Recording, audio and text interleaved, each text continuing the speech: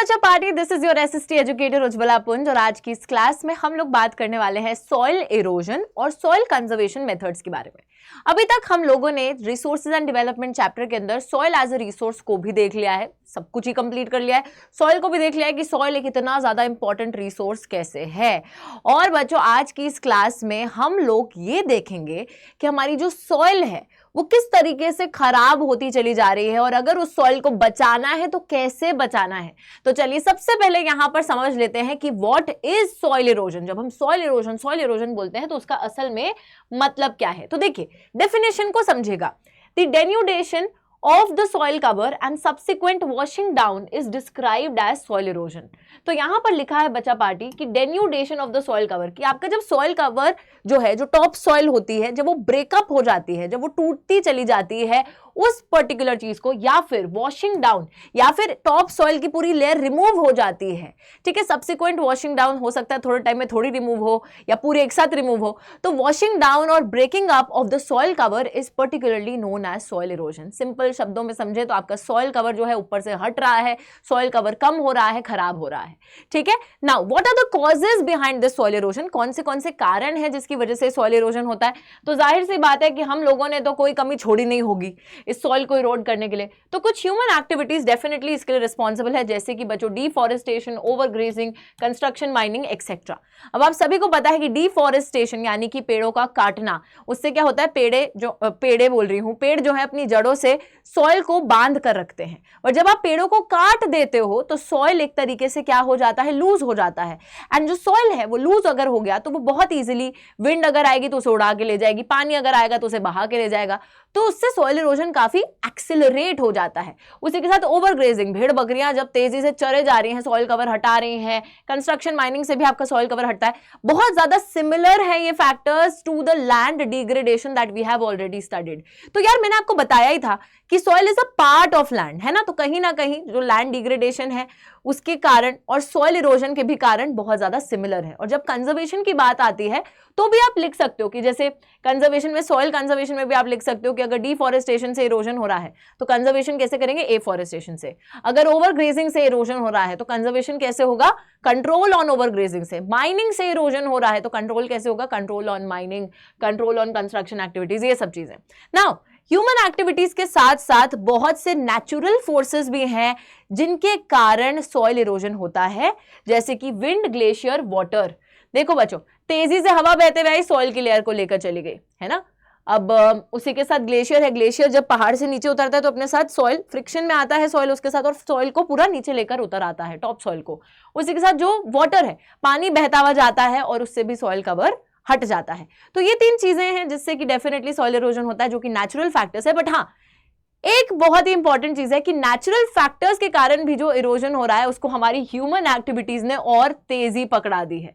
हमने डिफॉरेस्टेशन करा जिसकी वजह से सॉइल जो है बिल्कुल लूज हो गया। अब लूज सॉइल है, नेचर की कोई भी फोर्स आएगी, पानी आएगा या हवा आएगी, तो वो आसानी से उसको अपने साथ लेकर जा सकती है। तो ह्यूमन एक्टिविटीज ने नेचुरल फोर्सेस को भी एक्सिलरेट कर दिया कि वो भी सॉइल इरोजन कर सके। नाउ ये सारे तो कॉजेज हो गए। अब मैं आपको बताऊंगी टाइप्स ऑफ सॉइल इरोजन, कौन कौन से अलग अलग तरीकों से सॉइल इरोजन होता है। सबसे पहले, the running water cuts through the clayey soil and makes deep channels such as gullies, और इसको गली इरोजन बोलते हैं बच्चों।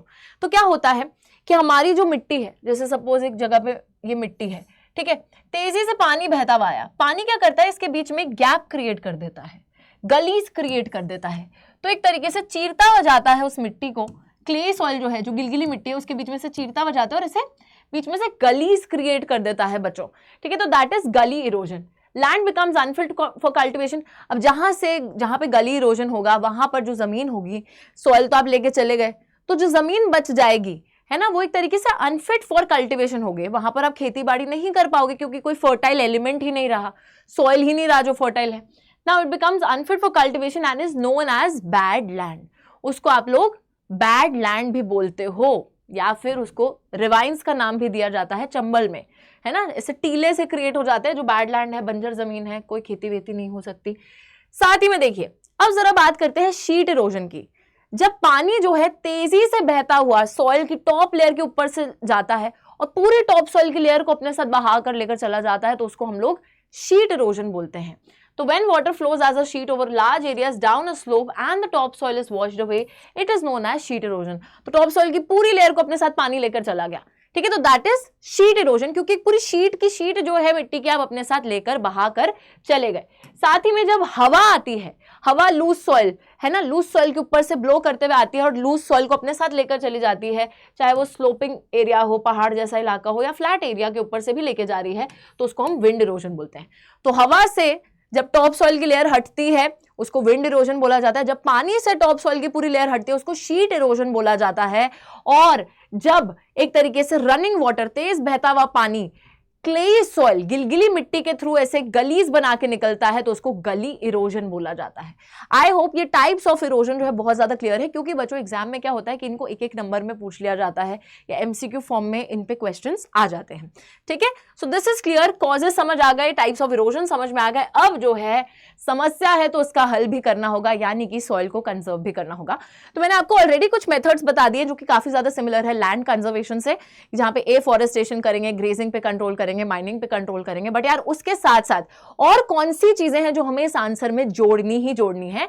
We will talk about 4 things. First thing is यहां पर कॉन्टोर प्लाउइंग।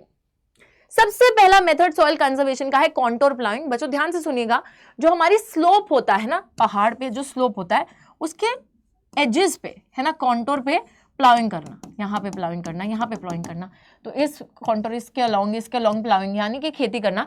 क्यों यहाँ पे हम खेती कर रहे हैं? ताकि हम हवा के और पानी का एक तरीके से, हवा और पानी जो सॉइल को अपने साथ बहा के लेकर जा सकता है उसको ऑब्स्ट्रक्ट कर सके, उसके फ्लो को रोक सके, ठीक है, ताकि स्लोपी एरिया में तो आराम से ऊपर से पानी नीचे आएगा, सॉइल अपने साथ ले जाएगा, हवा बहते हुए आएगी, सॉइल अपने साथ ले जाएगी, तो उस पर एक बैरियर क्रिएट करना है। That is why we are ploughing along the contour lines. Contour lines के अलोंग हम प्लाउइंग कर रहे हैं, दैट इज कॉन्टोर प्लाउइंग, एक बैरियर क्रिएट करने के लिए, ताकि हवा और पानी हमारी मिट्टी को अपने साथ ना लेकर जाए। दूसरी चीज है टेरेस कल्टीवेशन। अब टेरेस कल्टीवेशन को लोग कॉन्टोर प्लाउइंग के साथ थोड़ा सा कंफ्यूज कर देते हैं, but it's like 2 separate things. Terrace cultivation में आप क्या करते हो, जैसे आपका ये नॉर्मल पहाड़ है, यहाँ पे क्रिएट करते हैं, ये एक नॉर्मल पहाड़ है, पर आप क्या करते हो, इस पहाड़ के स्लोप में ऐसे टेरेसेस को क्रिएट करते हैं, टेरेसेस को लेवल लैंड क्रिएट करते हो, लेवल्स क्रिएट करते हो, और हर टेरेस पे आप यहाँ पे प्लाउइंग करते हो, ठीक है, कल्टीवेशन करते हो। तो इससे क्या है, इससे भी आप एक तरीके से पानी और हवा के फ्लो को ऑब्स्ट्रक्ट कर रहे हैं, रोक रहे हैं, ठीक है। उसके बाद बचा पार्टी, यहां पर थर्ड पॉइंट आ जाता है, दैट इज स्ट्रिप क्रॉपिंग। अब स्ट्रिप क्रॉपिंग में क्या होता है कि ऑल्टरनेटली, यानी कि आपके क्रॉप्स तो उग रहे हैं, उन क्रॉप्स के बीच बीच में आप घास की लंबी लंबी स्ट्रिप्स लगा देते हो।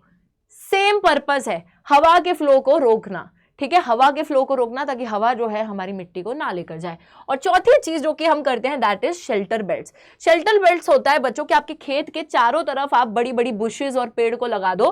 पर्पस यहां पर भी वही है कि हमें हवा के फ्लो को रोकना है, पानी के फ्लो को रोकना है। तो उसकी वजह से चारों तरफ जो है आपने एक तरीके से शेल्टर दे दिया अपने, हम बोल सकते हैं सॉइल को, क्रॉप्स को शेल्टर बेल्ट बना दी, तो चारों तरफ खेती कर दी, ठीक है, पेड़ लगा दिए, बड़े बड़े बुशेस लगा दी बड़ी बड़ी। आई होप ये बात बिल्कुल क्लियर है। तो ये 4 methods, contour ploughing, terrace cultivation, strip cropping, shelter belts, ये 4 तरीके हैं जिनको हमें लिखना ही लिखना है अगर सॉइल कंजर्वेशन की बात आती है। Along with this, you can also write कि forestation, control on overgrazing, control on mining, वो सब भी लिख दो, नो प्रॉब्लम।